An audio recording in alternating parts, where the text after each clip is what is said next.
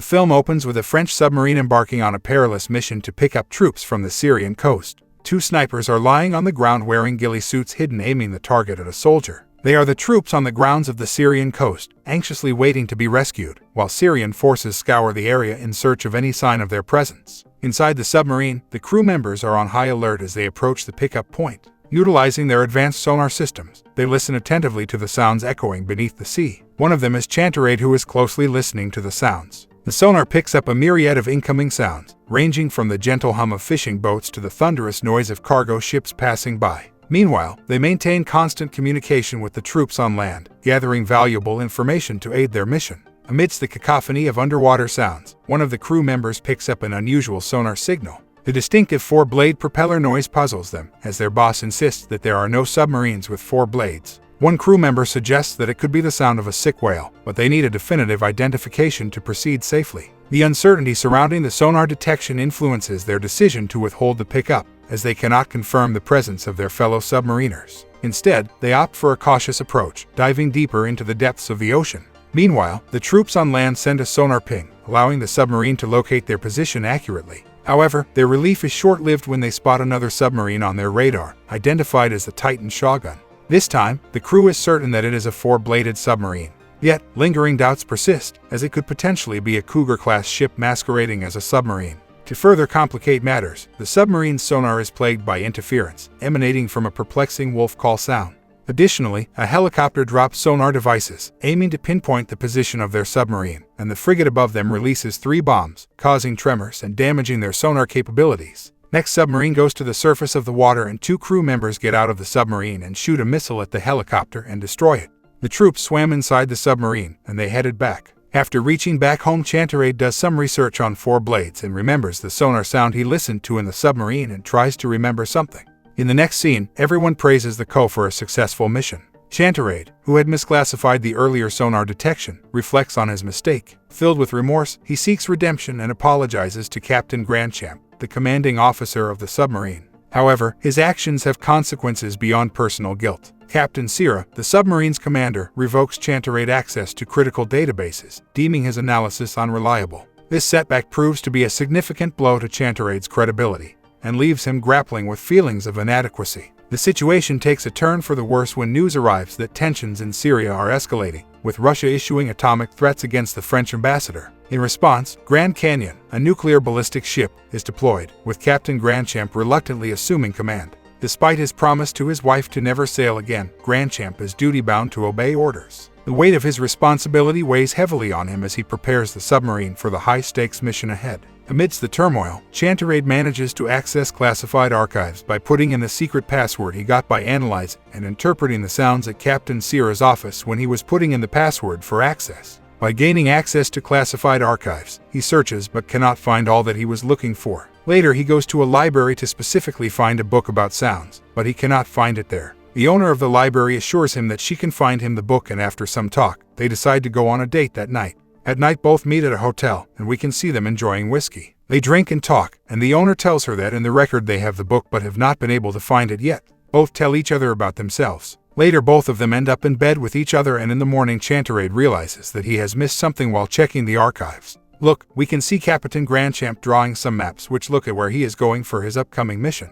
Chanterade drives to Captain Sierra's office and looks for the physical archives. Soon, he uncovers evidence of a Russian nuclear ship, Timur 3, a menacing presence in the escalating conflict. Eager to share his findings and prove his worth, Chanterade presents the information to Captain Sierra. However, his efforts are met with skepticism, as the commander dismisses his analysis. Chanterade's frustration intensifies, but little does he know that his perseverance will eventually be acknowledged. He gets arrested for his act of getting inside the office without permission, but Sierra realizes that Chanterade is right, so he releases him. He takes his medical test and Chanterade passes the exam. So, he appoints him on the mission which Grandchamp was going on. After Chanterade reaches the boarding area where Captain and other crew members are waiting to get on board the submarine for the mission, Captain Grandchamp says to Chanterade that he cannot go on the mission with them because he is unfit, as they found cannabis in his urine. All of the crew and submarines leave for the mission, leaving Chanterade behind.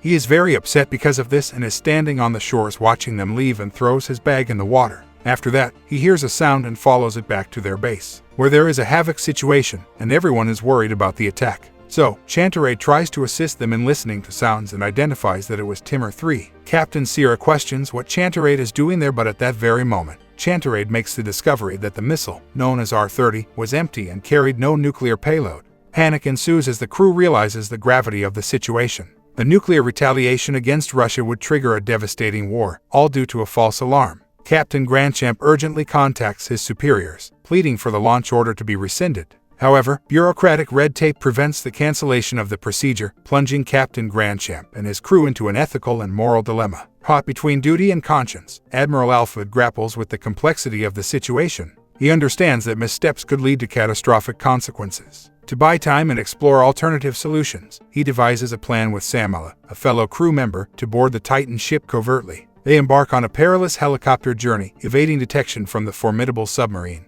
When Admiral and Chanterade land on the submarine, they order them to go behind Captain Grandchamp and stop him from launching the missiles because it was a trap to persuade them to land an attack on Russia and hence end up in a war with them. At first, the ship's crew does not trust the Admiral because it was not according to the procedure, but then after listening to Chanterade, they agree on stopping Captain Grandchamp.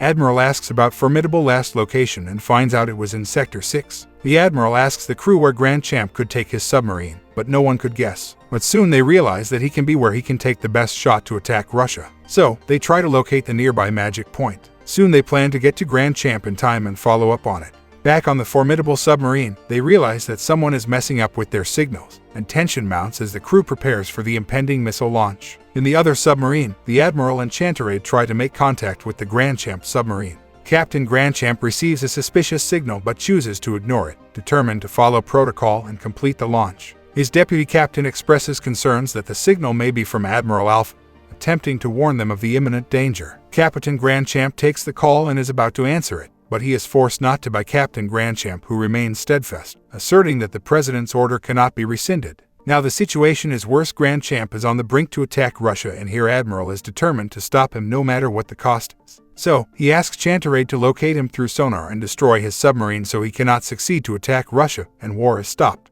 Both submarines are right at their ends. One is following the protocols and the other is trying to stop the war. Admiral decides to destroy Grandchamp's submarine and Chanterade finally locates it but hesitates to tell Admiral because he does not want Grandchamp and his crew killed. Admiral tells him to locate them as soon as he can because they are running out of time. Chanterade tells him that he is trying, but he gets up and says that he can't do it and goes away. The Admiral instructs another sonar specialist to locate them, but he argues with the Admiral that they are their brothers, and he can't do it either. In the next scene, we can see a diver getting out of the submarine. Frustrated, Chanterade is trying to sleep.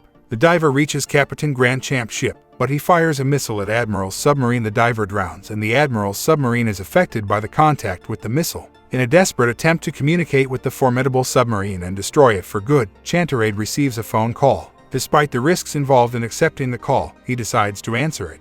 The caller turns out to be none other than Captain Grandchamp himself, urgently seeking guidance. The Chanterade's deputy captain reminds him that if he acknowledges the call, the Formidable submarine's position will be compromised. The weight of the decision bears down on Chanterade as he contemplates the potential consequences. While the crew wrestles with their choices, a fateful encounter unfolds between Admiral Alfred and Grand Champion, the commander of the Titan submarine. They engage in a heated discussion, during which Admiral Alfred reveals critical information obtained from an encrypted message. The message confirms that the R-30 missile was indeed launched from the Timor 3 submarine. Both men grapple with the gravity of the situation, realizing the magnitude of the impending disaster. As the tension reaches its peak, the crews of both submarines prepare for the inevitable clash. Prayers echo throughout the confined spaces as the torpedo is launched, hurtling toward the Formidable submarine. In response, the Formidable unleashes a counterattack, triggering a chaotic battle between the two vessels. Amidst the chaos, Chanterade's dream of meeting Captain Grandchamp, who possesses a vital solution, offers a glimmer of hope. The climax of the film unfolds in a heart-wrenching sequence as the Formidable, battered and damaged, emerge victorious, while the Titan ship succumbs to the depths of the ocean. The sacrifices made by both crews are commemorated in a solemn ceremony held in the middle of the sea, serving as a poignant reminder of the perils of war and the resilience of the human spirit. In the aftermath of the conflict, the figure of Captain Grandchamp returns to Diane, the woman he met during his brief respite from duty. Their reunion represents a beacon of hope amid the devastating consequences of the mission. The film concludes, leaving viewers to contemplate the cost of war and the importance of making sound decisions in the face of uncertainty.